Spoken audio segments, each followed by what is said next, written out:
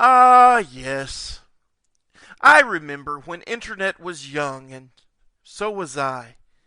Everything was fresh and new. The internet isn't young anymore. I know. Don't remind me. Hi, this is Nathan Caldwell. It's called Protectorate Productions Comedy Showcase. You will hear things from Classic Team Jadith Live, some new items, and some other podcasters asking them if I could use some clips from their shows. Maybe even from shows long ago. Well, jump into the adventure with me, because here we go. Here's something from Fred Passmore and John Lawhan from Sheaf Laughs Comedy.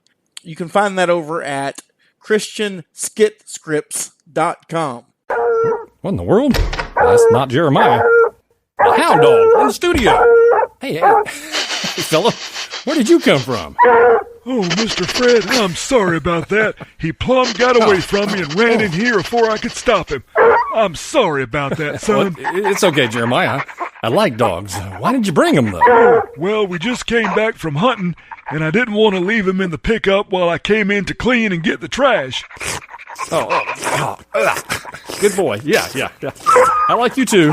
Jabez, get down off of Mr. Fred and quit licking his face.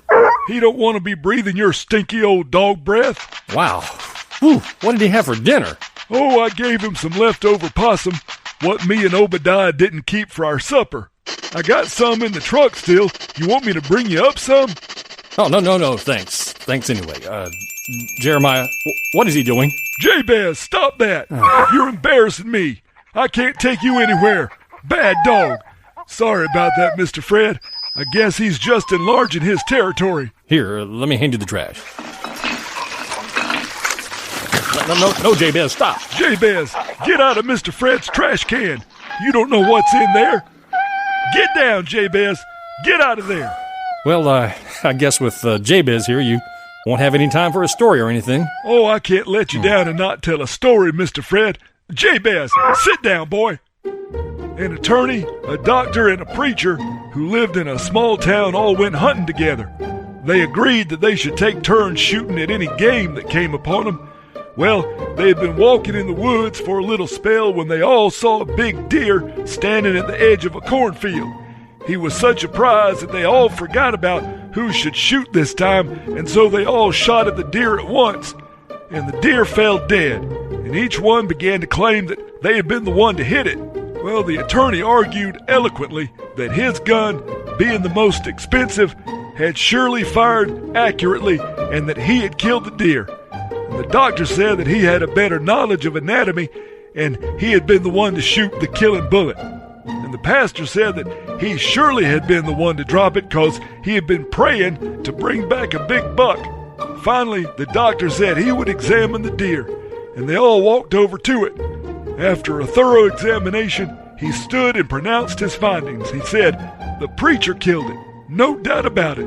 But the attorney spoke up and said, "I object. How can you tell it was his bullet and not one of ours?" And the doctor said, "Because the bullet went in one ear and out the other." Well, you know, Mr. Fred, that story just goes to show how little most folks listen to the Word of God when it's preached. But we're all going to be held responsible for how much we've heard and how much of it we've acted on. Oh, that's a good point and a good story. Thanks for sharing it with us, Jeremiah. All a part of my job. Hey, I apologize for Jabez. He's usually a pretty good old boy. I guess coming to the studio was just too much excitement for him. Nothing a good carpet steam cleaning and a visit to the dry cleaners can't take care of. Oh, you're a kind soul, Mr. Fred. God bless you, son. Jabez, come on, boy. I'll see you next week, Mr. Fred. I can't wait. You know, if you enjoy listening to comedy and would like to do it yourself, you can. For free comedy and drama scripts for you or your drama team to perform, go to www.christianskitscripts.com. Plus, you'll find soundtrack CDs you can purchase to enhance your performance of the skits. It's do-it-yourself Christian comedy at christianskitscripts.com.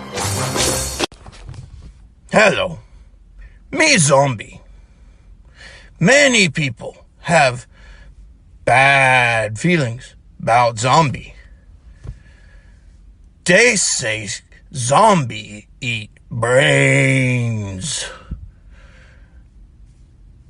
That stereotype, and, excuse me, all stereotype is bad.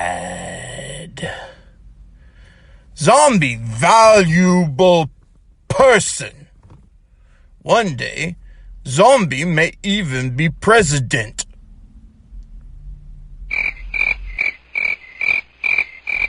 Paid for by the Foundation for a Better Tomorrow for Zombies.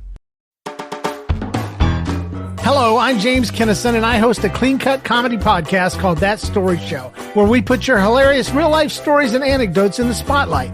In other words, you send in your stories, and we share them with the world. We tell stories about embarrassing moments, miscommunications, people trying to get into the wrong cars, silly things kids say, goofy stuff our pets do, stuff we can all relate to and laugh at. So listen and find out how you can send in your own stories to be read on an upcoming episode. Find That Story Show in Apple Podcasts, Spotify, your favorite podcast app, or just say, Alexa, play That Story Show. Hope to hear from you soon.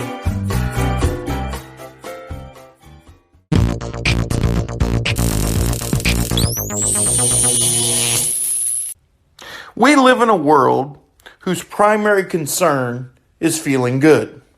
Even some Christians think all you need to do is name and claim your rescue from strife. Yes, Jesus healed lepers. And yes, he rose Lazarus from the dead. But don't forget that Jesus let Lazarus die before acting, so God's glory would be shown. God will take care of his people, just not always in the ways we expect or desire in the present. Countering the culture in our quest for truth, this is Nathan Caldwell for Countershock. Check out all we have to offer at the Life Truth Network, life-truth.com.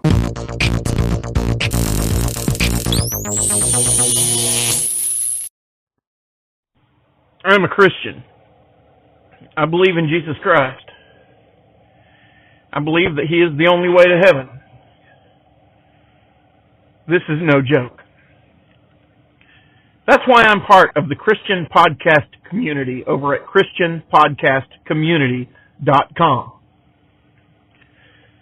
My comedy podcast isn't there,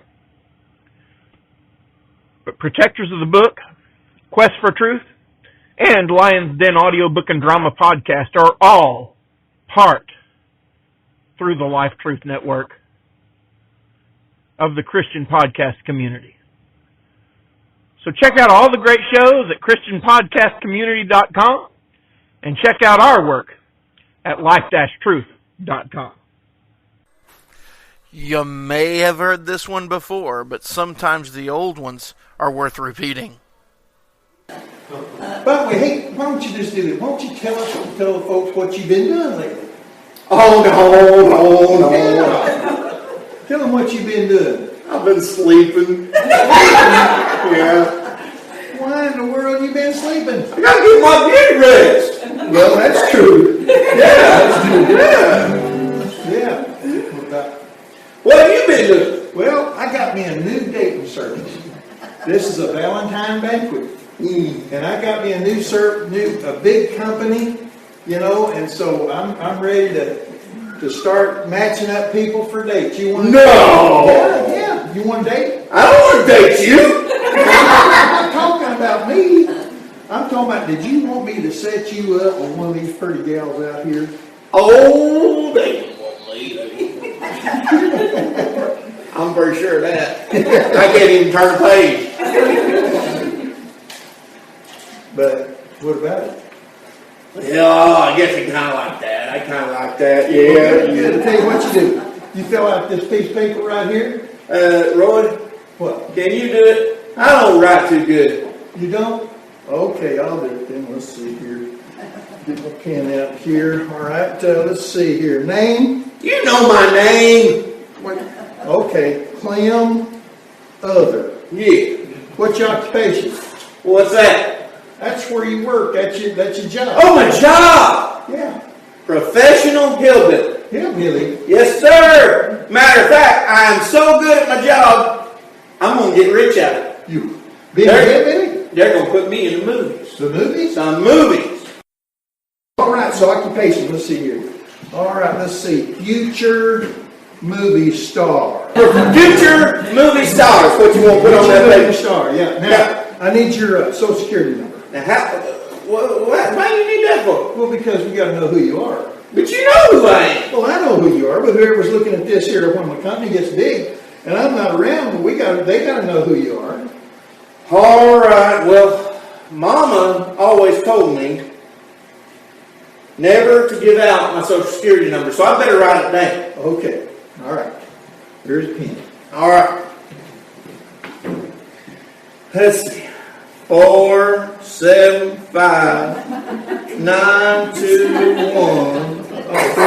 4759213 And here's this week's Old Time Radio moment, brought to you by the Retro Radio Podcast and Keith Heltley.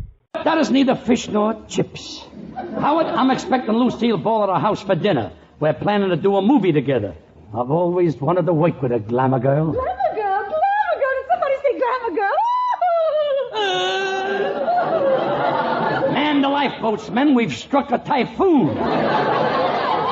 Mr. Durante, do forgive me for intruding. I'm Lucille Ball's understudy, and she sent me over to rehearse. Now, before we start the rehearsal, I should like to test the microphone. Please do, please do. La, la, la, la.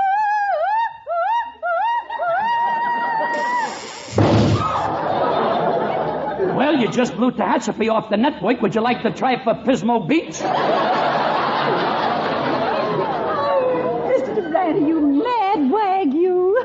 Now, come on, let's rehearse this scene from the script Lucille has in mind. Oh, this is a wonderful part for you. It gives you a chance to run the gamut of emotions. A big part for me, huh? All right, let's try it. Ah, Eustace. So you've come back to me after all the weary months and years of waiting. Oh, you don't know. You don't know how I've missed you, how I've needed you, how I've wanted you. Are you all right, Eustace? Are you, darling? Are you? Well, No, don't speak. Just let me look at you. Ah, Eustace. Did you give me any thought when you were away on your long journeys? Did you miss me? Did you? Well, No, never mind. See it in your eyes. Great part I got here. I hope I can remember it. No! You never gave a thought to me. Oh, you're never going to beat the monster. I hate you. Oh, darling, I didn't mean that. I can bite my tongue for saying that. Bite your tongue. You'll have to catch it first. Have a good day, and remember, laughter, it's a really good medicine.